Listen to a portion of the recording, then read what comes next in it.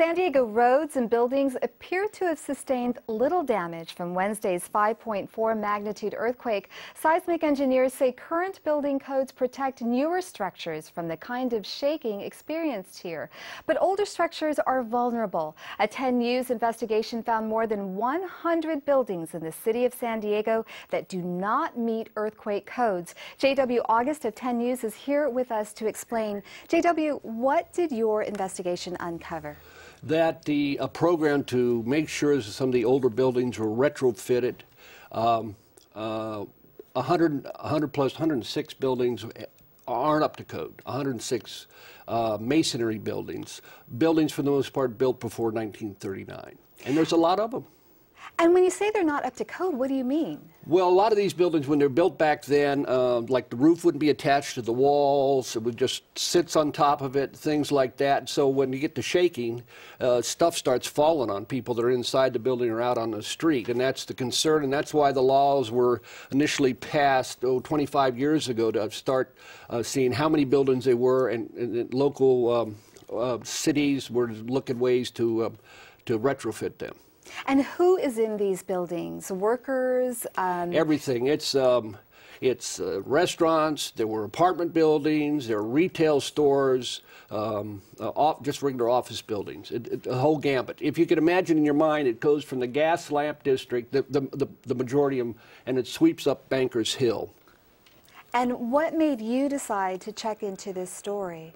Well, one of the earthquake at Easter time, I saw the video coming back and from Calexico and other areas out there, and it was masonry blocks. And I kept thinking, well, I wonder where we are. I know there's some retrofitting rules and regs at the state level. I wonder what the city's doing. And when we started looking, it looked like nobody'd been paying attention for a while. And the people who are in these buildings, do they have any idea that their buildings don't meet code?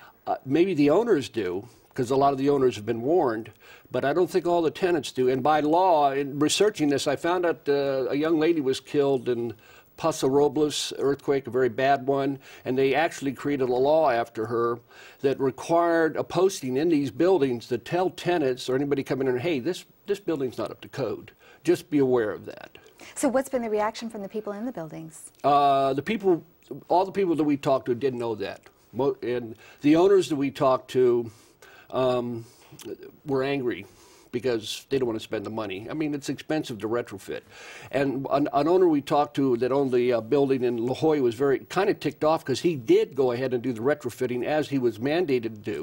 And he spent $250,000, and he was wondering, well, if I had to do it, what about all these 103 other people that didn't have to do it? So that's what the story was based on. Whose job is it to regulate? Well, code compliance was supposed to be following up on this. But that's one of those city agencies that's been cut way back because of budget cuts. Those guys are like one-armed paper hangers. I mean, they got so much stuff to do. And this thing, I think they forgot about it, or it got tucked away and nobody was paying attention. But I got a feeling they're going to pay attention to it now. So you've reminded them about what's going on. What has been the city's reaction to your findings?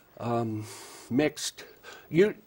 For the most part, government agencies aren't happy when you bring this kind of information to them, and usually when we do this, they either pretend it's not happening or ignore it. But in this case, I will say that code compliance says they're going to begin starting actions against some of the people that haven't even bothered to begin the compliance effort, and there's like 39 of them that just haven't even bothered to do anything.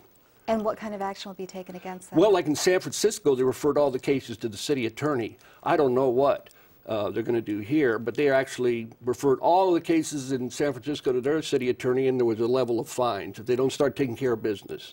Because it's an issue of safety.